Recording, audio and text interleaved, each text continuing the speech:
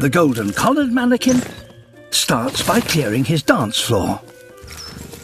A female arrives and he starts his routine rocketing from one perch to another. Finally, he performs his signature move, the backflip with twist. Perfection. The red-capped mannequin has a very different act.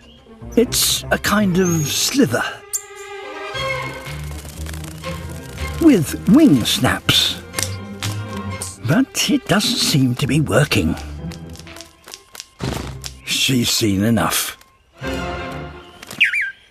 The most complex routine is that developed by the blue mannequin. The lead male is supported by 3 junior dancers.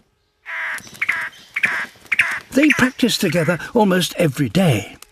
During rehearsals, a young male in juvenile plumage stands in for the female.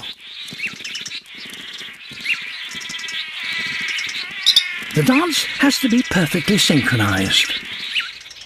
With the lead male happy, they're ready to present their dance to a female.